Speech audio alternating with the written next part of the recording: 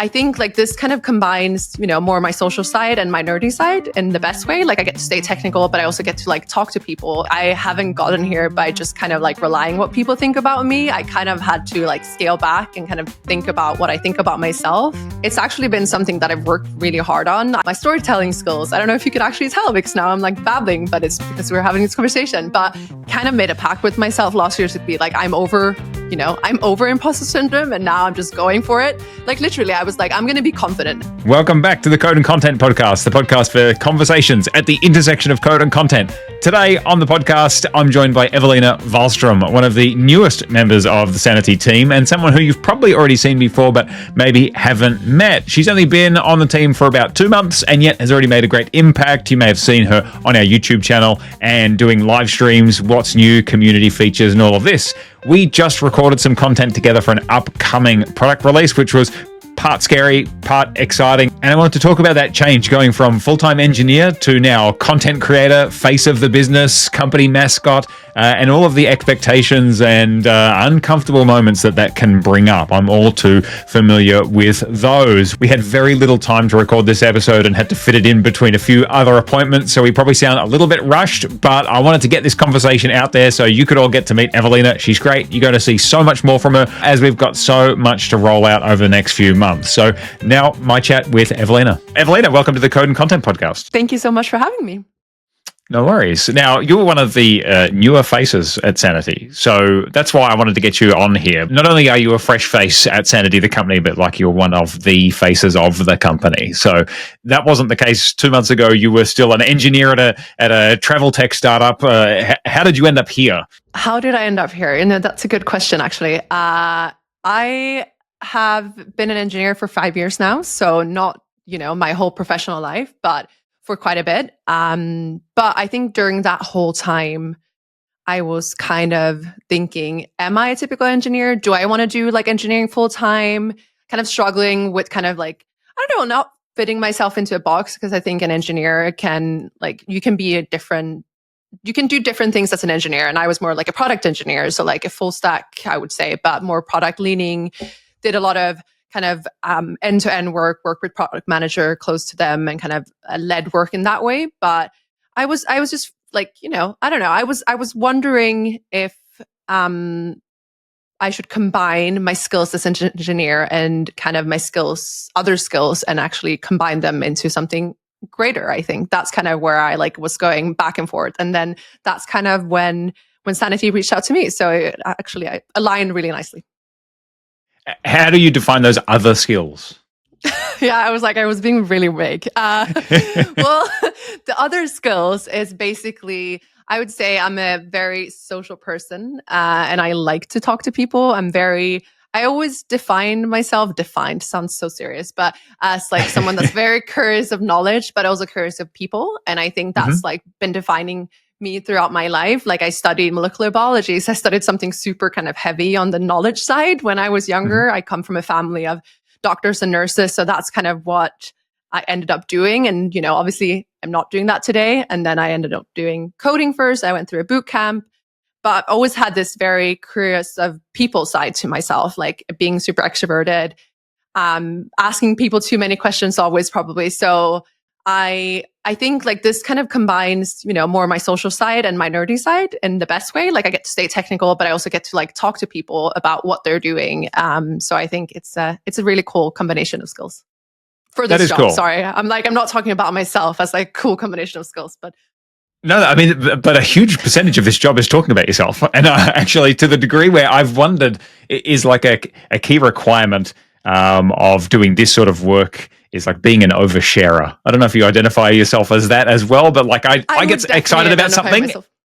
Yeah, and which is funny because I was about to say, like, I think the more I've worked with you, the more I've learned that you're like the opposite of me in a lot of ways. But then I think the oversharing thing has to be the same. The bit we're opposites on is that I think I'm an introverted extrovert. Like I hate talking to people if I don't know them. So like I'll be gladly on a conference stage, but I'll want to stand in the corner in the conference hall. But it sounds like you're more you enjoy the talking to people side of things.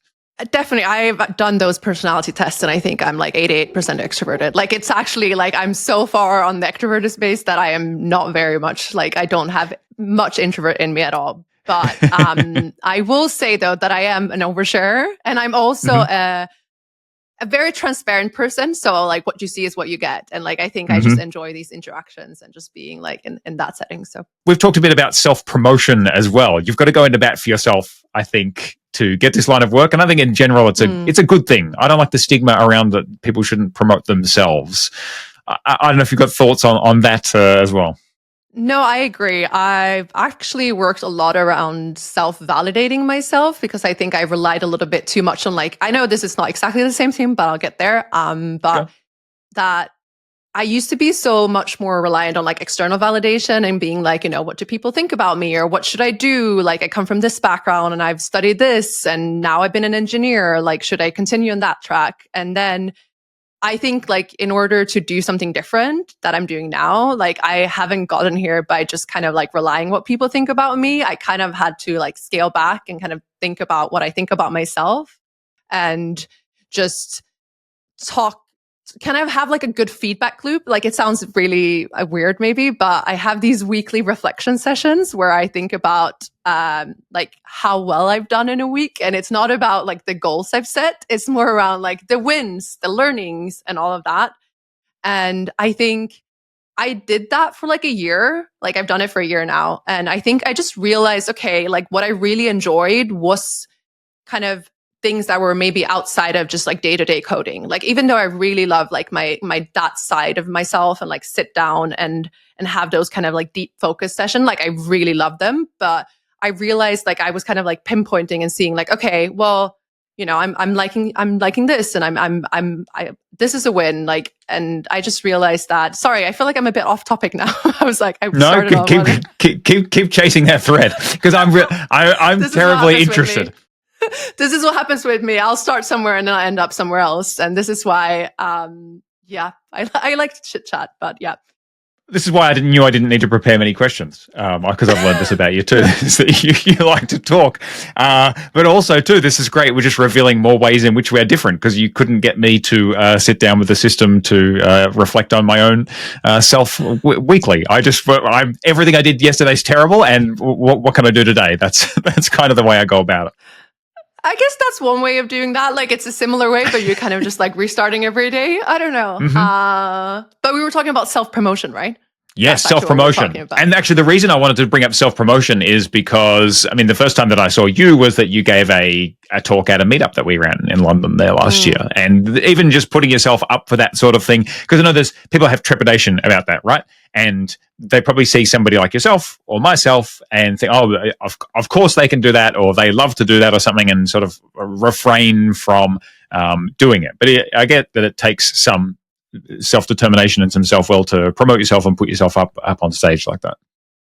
Definitely. And I think like people actually might look at me and think like, oh, she thinks it's so easy to like talk to people on stage and do all these things. But I actually find it easier to do it like in person with people. And I actually find these things to be a bit more intimidating. And I almost feel like, okay, I need to think of what to say instead of just like being relaxed. So it's actually been something that I've worked really hard on. I've worked on my storytelling skills. I don't know if you could actually tell because now I'm like babbling, but it's because we're having this conversation. But like those things are things I really wanted to be better at. So I've worked with mentors, I've worked with people that I know, and I've kind of taken it step by step. And I know you talk about reps a lot. And I think it is about getting the reps in. Like it's about getting the reps in, but it's also about looking back, like I said earlier, like having that feedback loop. It's something called deliberate practice that I've worked a lot on having. Like you can have it with yourself or you can have it with other people. So you do something and then you ask for feedback. So you're always pushing yourself outside the like comfort zone. So you're like, in that zone, but you're not in the panic zone. Like you can't push yourself too far out because that would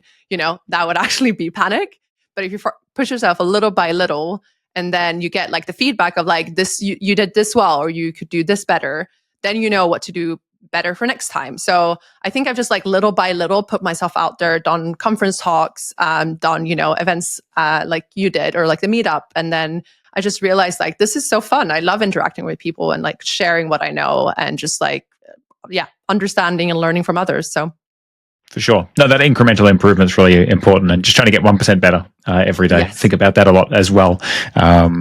That's cool because there's also, I mean, getting the reps in, and I'm always leaning on fitness influencer encouragement. But I mean, there's a concept of junk miles as well too, that you can keep treading water and you can keep doing the same old thing, but you don't get any better without. I'll add another one: progressive overload, to actually, keep increasing the amount of work or the difficulty of the work, and then Exactly. your body ends up matching the amount of effort that you're putting in. No, it's true because, like a lot of people talk about the 10,000 hour rule. And I think that's been a bit misunderstood. Sorry, like been misunderstood. Like I'm the spokesperson of 10,000 hour rule. Like you wrote the book? Like I wrote the book. I didn't. Malcolm Gladwell did. And I'm not going to take credit for that, obviously. But the thing is with that, right? Like you can't just keep repeating the same thing, like you're saying. Like you do have to like look back and like, what could I do better? You just have to like incrementally get better. I feel like iterate is something that I think a lot of engineers know well, because you do that always. Like the code is never perfect. Like your solution can always be better. You can always refactor, but it's like iterating and looking back. And I think that is like what gets you further and further and just gets you more comfortable doing things as well. We definitely got a taste of that a week or two ago. We've recorded an in-studio video for the upcoming spring release. Unfortunately, with these things, when you record something, even if you're embarrassed about it, you have to keep looking at it and you have to keep editing it. And you have to keep remembering that memory. But I mean, that definitely, to me, I know that you've a touch nervous for it, but I mean, I was as well. I've not been in an environment like that before, and you are sort of playing content producer and on-screen talent at the same time, and script writer and all of those things. But very much that was a just beyond the edge of my comfort zone experience, definitely. Definitely. I feel the same. I'm really glad we did it together. And I feel like you definitely calmed me down at moments where I was definitely in a panic zone moment at times. And I was like, this is going to be fine, but I have to push through. Like, and I'm proud of what we did, like with the time we had and like all the hats we were wearing. So I feel good about it, regardless if I feel like I could have done better, but that's fine. Like I could do better the next time. Like, I feel like we did our best and yeah. Yeah, I think it's going to be great. And people can watch that in a few weeks when we have our next release of features, which is cool as well, which you'll hear more from in coming time. But yes, definitely we sort of keep stretching out to do something better, because I could have stayed home and we could have just done a video like this. But I thought it would be interesting to do something a bit better. And I've got this theory about content in particular too. We all work from home. And I've got this theory that people like watching people in the same room together, because that's novel. Because like so many of us work on our own, and just to watch people in the same room, it's like, oh wow, doesn't that look fun to hang out together? So. No, I love those kind of videos that people are just chit-chatting and talking. Obviously, like I like to talk and I like to listen to people that are like engaged. So I agree. I saw someone saying yesterday that Zoom podcasts are over, and I think to some degree true. And that's why the first few episodes of this podcast, even, I wanted to fly to Oslo and interview a bunch of people in person, which I could have done over Zoom, but there's just something about the in-person experience, I think, both for the conversation itself and for the viewer. I wonder if that also has a lot to do with, sorry, I interrupted you. I was just thinking about a recent conversation we had around AI. And I just feel like it's something where, everything is so AI-defied. Is that a word? You can't probably not say that. I made it into a word. English is not my first language, people. We'll see what the transcription says. Exactly. No, but it's like, you use AI a lot, right? So I do think I am like really obviously being an extrovert person, but I think people crave, human interactions and people that are actually in a room together and talking. So I think that can probably, have some sort of, play into this as well. Never been a better time to be human than right now. No, exactly. You should be proud to be a human, guys. We've sort of touched on this a bit, but how are you finding, you've probably looked at yourself and listened to yourself in the last 2 months more than ever before. How's that going? I know that is something that holds people up, I suppose, or the cringe of that. Is that easy enough to get over? I will say it's been a little bit challenging. Like I'm not a person... I still like to dress well and put makeup on, but I'm not someone that puts a lot of makeup on or like think too much about that. I'm quite like a lazy girl when it comes to things like that. I just want to like get out of the house and be out and about. But when you do start doing these things, like the first video I did for What's New, I remember doing the intro and I was like, this is going to be like 2 minutes. And I think I spent 2 hours just re-recording. Like, this is embarrassing to say, but I did, because I just sounded so scripted. It just didn't look like me because I just turned into this tense person. It wasn't like about my appearance or anything. It was just like, because I mean, I know I do a lot with my hands, and I'm like, I'm okay with that. Like, I'm never going to get that out of it. But I just realized that you just, yeah. Same when we did the video podcast. I think I was very aware of myself all of a sudden. Like I am not normally very well aware of myself when I'm doing things. I feel like I'm quite like more of like a natural person in general. And I like interacting, like I've said, but it's definitely something that's gotten used. Like I feel like even with this podcast, like in the beginning, I'm just like a little bit tense, and then you start kind of growing into it. And it's about the reps again, right? Like I do think it's something, we talked about this as well, like how much we admire content creators, being able to like go out and being like, with their phone and like looking in a crowded public space. In a crowded public space. So like it's all of these like extra things where you're like, this is like new to me, and like how do I feel about this? Slightly different, but yeah, I think it's I'm getting there. I feel less I don't know, aware of myself now than I did in the beginning. So definitely. No, it's a really difficult balance to get right. Is like, I want to sound human and normal, but the second I write a script, even if I don't look at it, I'll sound scripted. And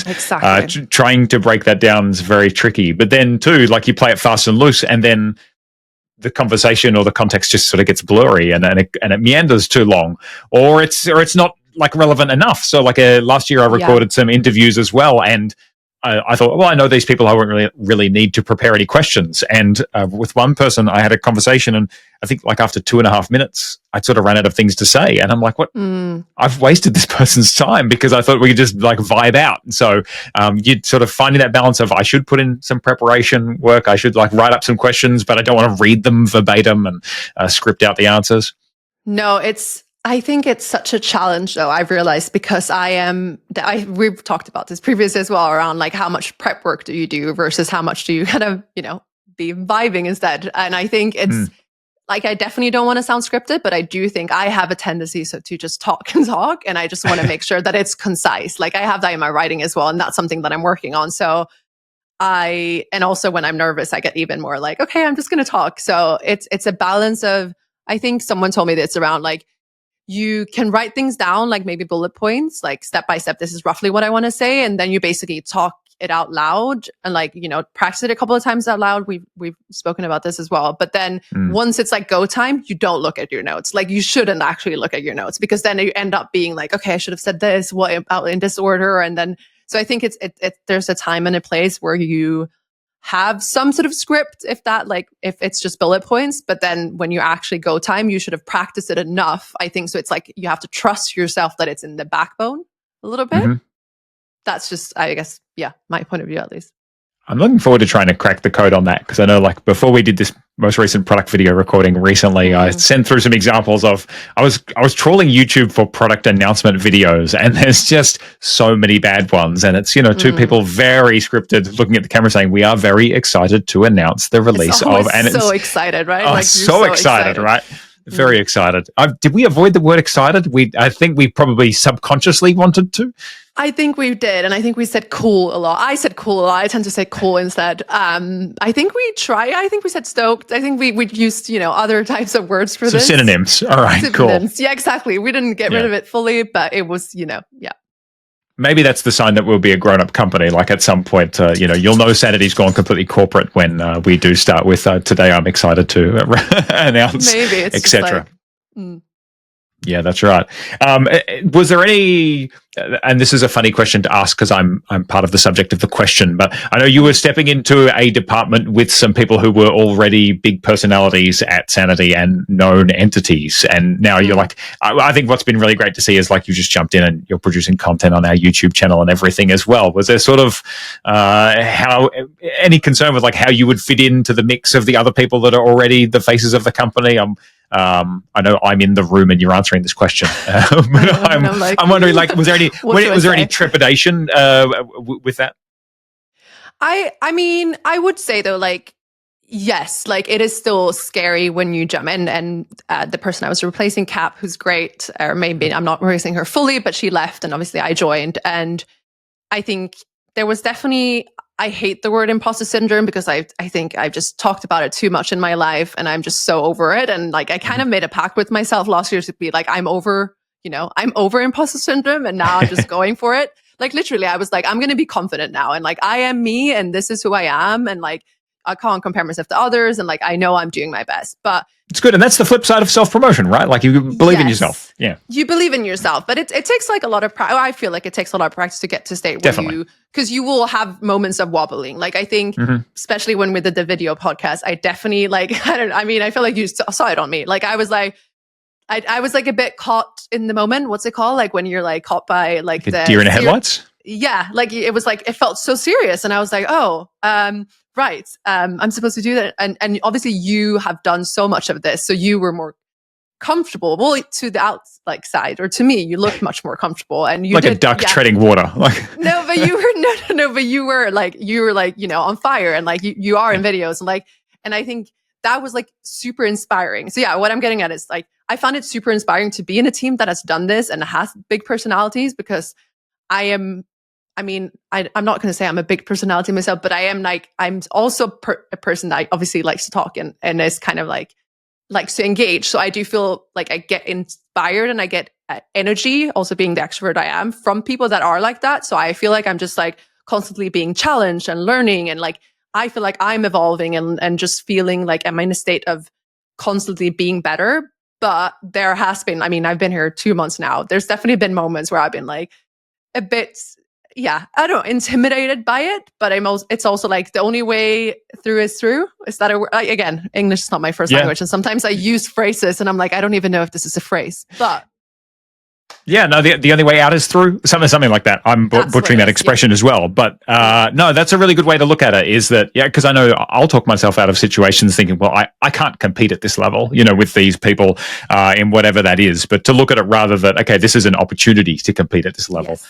Is really cool. And what you find too is that the people that you put on a pedestal, then once you get to know them, it's like, oh, they're as concerned with the quality of their own work as I am, or that they're going through the same things that I am, or second guessing themselves in situations as well too. So no, that's and very cool. Everyone's human, and I think I'm glad to be in a company where I truly feel like it's like either you win or you learn. So I feel like even though my third week I was like recording videos and I was like, God, I have no idea how to do this. Like, I need to have a mic, I need to have this and this and this. And I still feel like that video wasn't ideal. And I think the old perfectionist me would feel a bit more like, I could have done that way better. What are people going to think? But now I'm more like, I learned, like, and it was some sort of win because I did it in my third week and like, I learned so much. And like, I can't compare myself to you and other people in the team that's done this for years and like has the experience. So, it's definitely been, an interesting time, but I'm so glad. I'm like, I feel very